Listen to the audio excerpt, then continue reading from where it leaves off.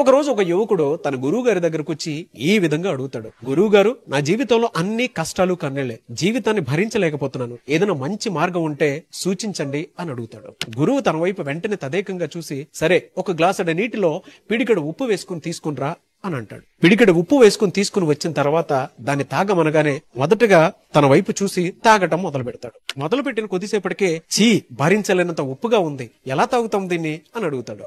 వెంటనే గురువు అదే పిడికెడు ఉప్పును తీసుకుని ఊరి బయట ఉన్న చెరువు దగ్గరికి తీసుకునిరా అని అంటాడు. అక్కడికి వెళ్ళగానే సరే ఆ పిడికెడు ఉప్పుని ఈ చెరువులో వేయి అనగానే చెరువులో వేసేస్తాడు. వేసేసిన తర్వాత ఇప్పుడు ఈ నీటిని తాగు అనగానే గురువు చెప్పిన వెంటనే శిష్యుడు ఆ నీటిని గడగడా తాగటం మొదలు పెడతాడు.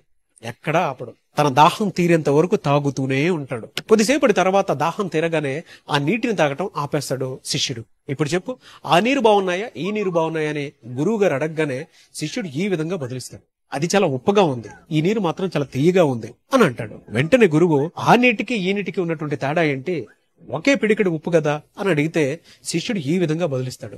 అది గ్లాస్ లో ఉండేటువంటి నీళ్లు, ఆ నీళ్లు కొంచెం తక్కువగా ఉన్నాయి, కానీ ఇక్కడ నీరు మాత్రం చెరువులో చాలా ఎక్కువగా ఉన్నాయి. దానివల్ల ఉప్పదనం తెలియకుండానే నేను ఆ మంచినీటిని తాగటం మొదలు పెట్టాను అని చెప్తాడు. అప్పుడు గురువు శిష్యుడికి ఈ విధంగా చెప్తాడు, చూడు నాయనా, జీవితంలో సమస్యలు అనేటువంటివి పిడికెడు ఉప్పు లాంటిది.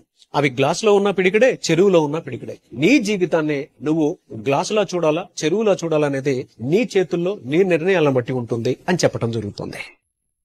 ఎంటైర్ ఇన్సిడెంట్ మనకేం సూచిస్తోంది అని అంటే, మన జీవితంలో కష్టాలు ఎప్పటికీ తగ్గవు, కానీ మనం చూసేటువంటి దృక్పథం ఎప్పటికప్పుడు మారుతూ ఉంటుంది. అందుకే మన ఆలోచనలు, మన మనస్సు, మన బుద్ధి, మన సహనం చెరువులాగా విస్తారంగా ఉంటే కష్టాలు ఎప్పటికీ కూడా మనకు పెద్దవిగా కనిపించకుండా ఉంటాయి. కాబట్టి మనస్సుని చిన్న గ్లాసులో బంధించకూడదు. విశాలతతో జీవితాన్ని చూసేటువంటి వారు ఎప్పటికప్పుడు ఆ తీయదనాన్ని ఆనందంగా అనుభవిస్తూ ఉంటారు. అలాంటి తీయ